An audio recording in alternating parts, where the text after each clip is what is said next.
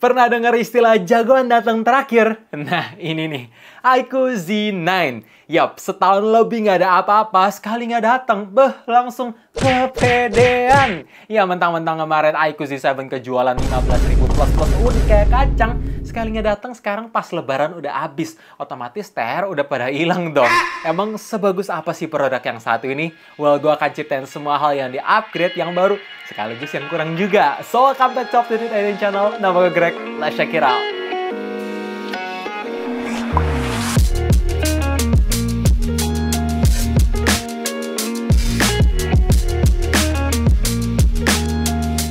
Gue seneng nih, di bagian desain iQOO udah menemukan jati diri. Bukan lagi kayak anak ABG yang ikut-ikutan. Kelihatan dari bentukan kameranya dan bentukan body, udah lagi nggak mirip kayak Vivo. FYI, iQOO adalah sub-brand dari Vivo. Jadi kalau misalkan ada kemiripan, ya mereka satu perusahaan.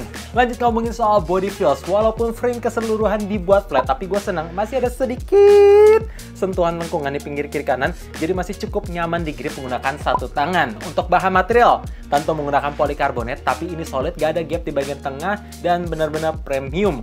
Untuk teksturnya, ini kayak Dove Matte, berasa serbuk-serbuk halus, plus bisa tahan cipratan air karena support IP64 rating.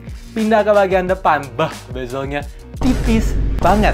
Dan dalam segi spesifikasi layar yang dikasih juga upgrade total. Dari sebelumnya menggunakan panel IPS, sekarang jadi IPA. Maksudnya AMOLED. Dalam segi resolusinya, dari Full HD+, sekarang jadi 1.5K display. Dalam segi refresh rate, dari sebelumnya 120Hz, sekarang jadi 144Hz. Tapi khusus untuk refresh rate, menurut gue ini rada gimmick sih. Karena bedanya nggak terlalu signifikan, dan sekarang game apa yang support 144Hz? Kecuali di bagian touch responsitivity yang gue ngerasa naik. Sekarang sentuhannya tuh satset banget ketika gue main Mobile Legends dengan hero yang perlu face space, menyenangkan sekali. Dan ketika dipakai entertainment, warnanya jauh lebih gonjreng, lebih vivid, lebih hidup, jadi lebih enak. Terutama dalam segi tingkat brightness-nya pun sekarang naik signifikan. Dipakai di kondisi outdoor, sangat aman. Dan tentunya karena layar udah menggunakan panel AMOLED, jadi tersedia fitur always on display yang beneran bisa nyala terus. Bisa kita schedule, bisa all day. Mantap! Asli, gue suka banget sama performa Snapdragon 782G. Walaupun punya umur yang lebih lama, tapi masih bisa cukup bersaing sama Snapdragon 7S Gen 2 terbaru. Jadi pertanyaan selanjutnya, apakah chipset Snapdragon 7 Gen 3 di HP ini naiknya signifikan? Oke, secara angka sintesis ini naik di AnTuTu benchmark sebesar 20%, dan dalam segi performa Geekbench ini punya performa GPU naik sampai 15%-an, dan untuk tingkat kestabilan performa bisa nyentuh 99,8% dan punya loop score yang lebih tinggi sampai 2 kali di 3D Wildlife Stress Test. Tapi kalau misalkan dipakai performance in real life, gimana bang? Oke, untuk Mobile Legends dan Bang sayang banget. Refresh rate tertinggi cuma mentok sampai high. Udah gua appeal berkali-kali, dispute berkali-kali, tetap tertingginya cuma sampai high dengan grafik ultra. So far performanya ya emang mulus banget. Gak pernah ada kendala, konsisten, dan dalam segi suhu adem banget. Dipakai push rank 2 jam nonstop. Suhu tertinggi cuma mentok 38,3 derajat di kondisi ruangan tanpa AC. Lanjut untuk Genshin Impact, langsung lah gue geber ke medium plus 60 fps. Hasilnya ini konsisten loh. Rata-ratanya kalau misalkan gue aktifin fitur Monster Mode, bisa dapat di angka 40-45 fps dengan suhu yang adem juga. Iya, dimainin 1 jam lebih di kondisi lagi-lagi tanpa AC, nyentuh di 41,5 derajat di bagian layar, dan di bagian belakang cuma 40,5 derajat. Ketika gue ngecek di Google, ternyata nggak heran, vapor chamber cooling di HP ini tuh punya ukuran yang gede banget, 6043 mm, atau setara kayak iQOO 12, bahkan ini lebih luas. Gila banget. Dan ngomongin soal performance everyday usage, ya gue nggak ada komplain sih. Semuanya satset aja, buka tutup aplikasi lancar, kecuali ya itu tadi, Mobile Legends dan Ultra. Refresh rate-nya sayang nggak cocok sama 120 Hz nih. Asli guys, charger 120 watt itu bikin gua manja. Bayangin ketika kalian bisa penuhin baterai dari angka 5-100% dalam waktu 28 menit. Rasanya enak banget. Tapi pas tahu iQOO Z9 cuma menggunakan 80 watt, rasanya agak gimana ya? Dibilang pelan enggak, tapi beda 40 watt. Itu berasa. Ya sekarang ini ketika gue colok baterai dari angka 5-100% dibiarin ngecharge aja dalam keadaan airplane mode, maka waktu 46 menit. Bang, itu mau masih cepet. Ya emang gue kan nggak bilang lelet guys, tapi ya rada kecewa aja. Ya satu sisi memang ada dua hal yang di-upgrade di bagian baterai. Pertama, gue senang akhirnya iQOO bisa menjanjikan battery health akan terus optimal selama 1600 kali pengisian daya ulang. Atau kalau misalkan kita kali-kali bisa sampai 4 tahun. Dan kedua, dengan bodi setipis ini, kapasitas baterainya bisa naik jadi 6000 mAh karena menggunakan Blue Volt teknologi yang sama kayak Vivo kemarin. Jadi nice banget, walaupun concern gue satu sih, apakah awet? Langsung gue buktiin. Gue coba ngetes dengan resolusi Full HD Plus dan 1.5K-nya dengan skenario yang sama. Alias, Wi-Fi-nya disamain, dalam segi aplikasinya sama, durasinya sama, di kondisi ruangan yang sama. Hasilnya kurang lebih nyaris sama awet, gak gitu beda jauh. Ya, saran gue, maksimalkan segala fitur yang ada, nggak usah ditahan-tahan. Karena sayang guys, fiturnya udah ada, tapi kalau kalian turun itu rasanya kayak mubazir. Langsung aja, seperti yang bisa kalian lihat, hasil benchmarknya kayak gitu secara real time. Dan bahkan rata-rata screen on time bisa gue dapet itu nyentuh sampai 9 jam. Tapi kalau misalkan dipakai cellular data, ya 6 jam lebih dikit. Jadi ya tetap ini awet banget.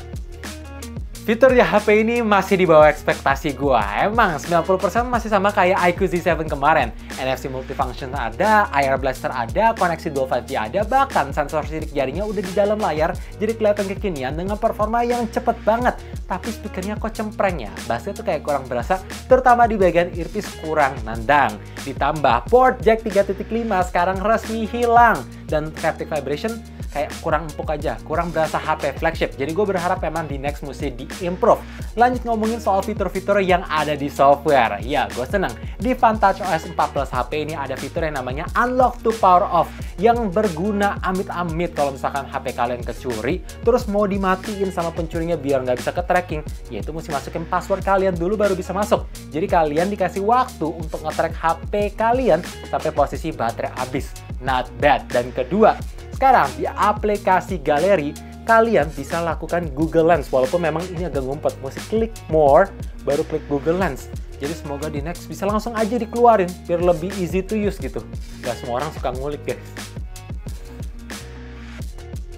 Buat HP gaming sebenarnya ekspektasi gue tuh nggak muluk-muluk. Ya memang sih lensa utamanya di-upgrade menggunakan sensor Sony IMX882 yang bagus. Tapi ini tahun 2024, minimal ada lensa ultrawide lah. Ya sekarang ini nggak ada. Jadi yaudah, gue langsung aja bahas hasil foto di kondisi daylight dengan lensa utama. Dalam segi detail, ini tajam tanpa ada ekstra software sharpening yang berlebihan. Dynamic range-nya bagus walaupun kurang konsisten. Highlight masih oke, tapi saran gue mainin exposure biar lebih sesuai dan kasih kesan warna yang lebih mendekati natural. Lanjut, ngomongin kualitas foto di low light. Ya ini gue tidak menyangka ternyata auto night mode bisa otomatis berjalan. Jadi hasil detailnya tajam, dalam segi noise screen-nya minim, walaupun gue tetap sarankan kalian nyalain fitur super night mode biar hasil foto bisa lebih bagus. Dan satu lagi, buat HP gaming, gue nggak expect hasil foto portrait mode-nya ketika dimatiin fitur beautify, skin tone mendekati natural, dan walaupun efek cuttingan portraitnya nggak konsisten, tapi at least ketika on point itu helai-helai rambut itu masih bisa ke bokeh dengan baik atau nggak ke blur. Ya, jadi hasil fotonya lebih sesuai kayak kamera biasa lah, bisa kalian lihat sendiri. Dan untuk kualitas video di 4K 30fps ini surprisingly stabil, tapi nggak terlalu kaku kayak robot. Walaupun ya memang highlightnya mesti dimainin sedikit, mainin exposure biar kelihatan lebih natural. Dan by the way, ini nggak bisa pindah lens ultrawide karena nggak ada sih. Sedangkan untuk kualitas kamera depan cuma mentok sampai 1080p 30fps, nggak bisa 60fps ataupun 4K 30fps. Gimana guys, kalau gue ngeliat dari viewfinder ini nggak stabil, tapi setelah after processing apakah stabil? Coba komen di bawah. Yang pasti ketika gue matiin beautify, ini skin tone-nya natural, dynamic range-nya bagus tuh, gedung-gedung kelihatan dan langitnya emang blown out guys. Komen di bawah ya. Kesimpulan dari gue jelas, strategi iQOO tuh cakep. Tunggu yang lain all out, sikut sana sini, sekarang bisa dapat spotlight dengan tenang dan sekaligus mereka bisa ngumpulin stok yang banyak supaya nggak goib. Dan untuk produknya sendiri dengan harga 4 jutaan, menurut gua hal yang paling berasa banget di upgrade ada di bagian layar yang jauh lebih responsif, performa yang lebih stabil, hasil foto yang jauh lebih proper, dan dalam segi baterainya jelas ini awet banget. 4 hal yang gua komplain sebelumnya semua teratasi, walaupun memang ada 3 hal yang harus kalian perhatiin, kayak port jack 3.5 nggak ada, speakernya kurang, dan nggak ada lensa ultra wide.